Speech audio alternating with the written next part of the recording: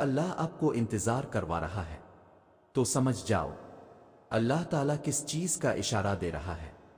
سنو، جب منزل تک پہنچنے کی تمام راہیں بند نظر آئیں تب بھی یاد رکھنا کہ ایک راہ ایسی ہے جو اب بھی تمہارے لیے کھلی ہے۔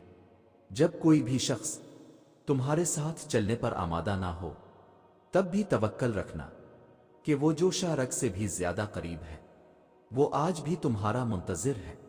تمہارا صدیوں کا کام اس کے ہاں ایک لمحے کا قصہ ہے، تمہاری عمر بھر کی ریاضتیں اس کے لیے ایک کن کی بات ہے۔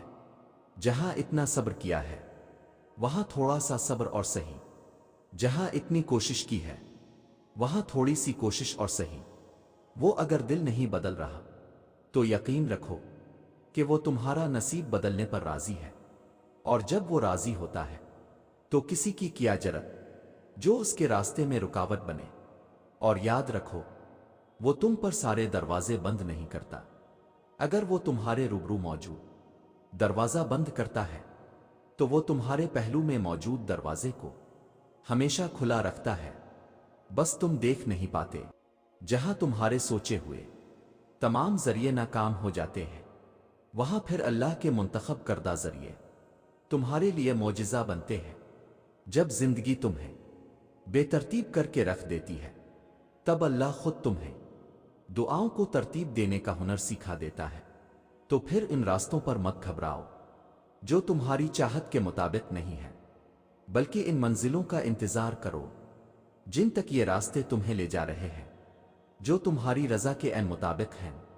بس تمہیں یقین رکھنا ہے کہ جو اس سے مانگ لیا جائے وہ مل کر رہتا ہے، پھر وہ تمہیں وہاں سے دے گا کہ تمہاری دعائیں بھی حیران ہو جائیں گی۔ سنو، تم جتنی دفعہ دعا مانگتے ہو اللہ اتنی دفعہ تمہیں تمہاری دعاؤں کے جواب دیتا ہے۔ تم یہاں ایک قطرے کے لیے رو رہے ہو جبکہ تمہارا رب تو تمہیں 7 سمندر عطا کرنے پر بھی قدرت رکھتا ہے۔ تمہارا کام بس دعا کرنا ہے، عطا کی تدبیریں وہ خود بناتا ہے۔ انسان یقین رکھے تو کیا کچھ نہیں ہو سکتا۔ جب ہم اللہ کی رضا پہ سر جھکا لیتے ہیں اور معاملات اللہ کے حوالے کر دیتے ہیں تو اللہ بھی پھر تو ہمیں وہ چیز دے دیتا ہے، پھر ہمارے دل کو ہمارے نصیب پہ راضی کر دیتا ہے۔ جب ہم زخم اس کے ہاتھ میں تھما دیتے ہیں تب وہ مرہم کا وسیلہ بھی بھیج دیتا ہے۔ جب ہم صبر کر لیتے ہیں تب وہ ہمیں اس صبر کا صلہ معجزوں کی صورت میں دیتا ہے۔ اللہ تمہیں یہاں تک اس لیے نہیں لایا تاکہ تم مایوس ہو کر ہمت ہار جاؤ۔ تمہیں کیا لگتا ہے کہ تم آج جہاں ہو وہاں بے وجہ ہو؟ تم خود یہاں تک نہیں پہنچے ہو بلکہ تمہیں یہاں تک لایا گیا ہے۔ تم نے بے شمار تکلیفیں آج اس مقام تک پہنچنے کے لیے ہی برداشت کی ہیں۔ اتنا سفر طے کرنے کے بعد آج جب منزل تمہارے سامنے کھڑی ہے تو تم کیوں ہار گئے ہو؟ اتنے کٹھن صبر کے بعد اب جب صلہ ملنے کا وقت آیا ہے تو کیوں راستے میں ہی ٹھہر گئے ہو؟ اٹھو، اب تو سفر ختم ہونے کو ہے۔ اب تم منزل کے نہیں بلکہ منزلیں تمہاری منتظر ہیں۔ اب تمہیں معجزوں کا نہیں بلکہ معجزوں کو تمہارا انتظار ہے۔ اب کن تمہاری ایک آخری دعا کا اردے باندھے ہوئے ہے کہ یہاں تم مانگو اور وہاں تمہیں منہ سے نکلی پہلی فریاد پر نواز دیا جائے۔ اب صبر کے زمانے گزر گئے، اب صلے کا وقت ہے۔ اب بات سسکنے کی نہیں رہی، اب قبولیت کا وقت ہے۔ اب مسافتیں ختم ہونے کو ہیں، اب آنسوؤں کے مسکراہٹوں میں بدلنے کا وقت ہے، کسی اور کا نہیں۔ اب یہ تمہارا وقت ہے۔ ہزاروں مایوس لوگوں میں سے اگر اس نے تمہیں دعا کی توفیق دی ہے تو پھر وہ کیسے تمہاری دعا رد کر سکتا ہے؟ جس نے دعا کا حکم دیا ہے اس نے قبولیت کا وعدہ بھی کر رکھا ہے، تو پھر اس دل کو منا لو یقین پر اور اس کو اپنی رضا میں راضی کر لو۔ اگر اس نے راضی نہ ہونا ہوتا تو وہ تمہیں بھی کبھی منانے کا اشارہ نہ دیتا، اور وہ یقیناً تمہیں وہ سب دینے والا ہے جس کے لیے تم راتوں کو اٹھ اٹھ کر رویا کرتے تھے۔ بس ایک دعا ہی سب بدلنے کے لیے کافی ہوتی ہے۔ خاص طور پر تب جب کچھ بھی بدلنا دل کو ممکن نہیں لگتا۔ اللہ تم سے بہت محبت کرتا ہے، وہ تمہیں ہر اس لمحے میں سنتا ہے جب تمہیں خود بھی تمہاری آواز سنائی نہیں دیتی۔ تم اسے دیکھ نہیں سکتے مگر وہ تمہیں دیکھ سکتا ہے۔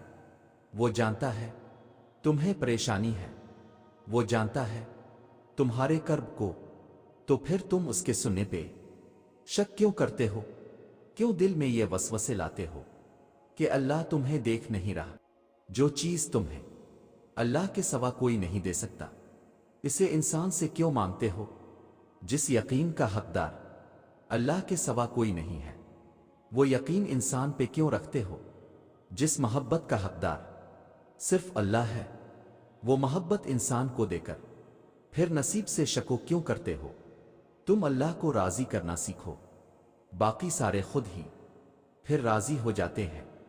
کبھی اس کے علاوہ کسی سے کچھ مت مانگو، اور نہ کسی سے کسی بھی چیز کی امید رکھو، پھر چاہے وہ ہمدردی ہو محبت۔ انسان بھیک میں بھی ذلت کے سوا کچھ نہیں دیتا، بادشاہ تو بس خدا ہی ہے، معجزوں کا بھی عطا کا بھی۔ یہ دکھ درد تمہارے اس کی طرف سے تمہاری سزا نہیں ہے، یہ آزمائشیں تمہارے ماضی کی خطوں کا نتیجہ نہیں ہے، یہ بے سکونی تمہاری اس کی تم سے ناراضگی کی وجہ نہیں ہے، یہ اس کے طریقے ہیں تمہیں خود تک بلانے کے، یہ بے چینی بے وجہ نہیں ہے۔ وہ اپنے محبوب بندوں کو سزائیں نہیں دیا کرتا، وہ جن سے محبت کرتا ہے انہیں تکلیف میں نہیں چھوڑا کرتا۔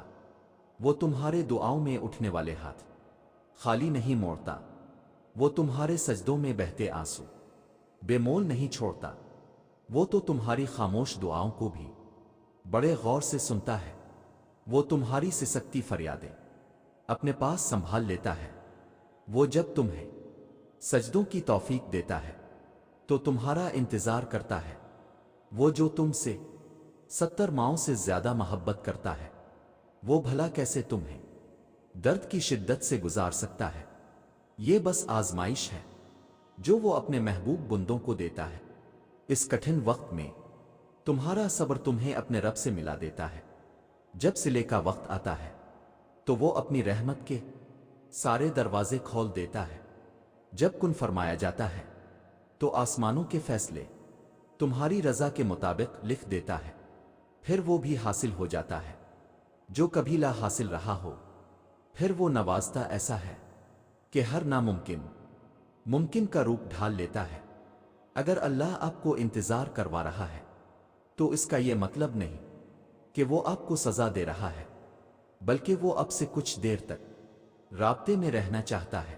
وہ چاہتا ہے کہ آپ مزید دعائیں کریں، وہ چاہتا ہے کہ آپ اس سے بات کریں، وہ آپ کی آواز بار بار سننا چاہتا ہے، اس لیے وہ آپ کو وہ چیز نہیں دے رہا ہے، اور اسی وجہ سے وہ اس چیز کا خیال آپ کے دل و دماغ سے نہیں نکال رہا ہے۔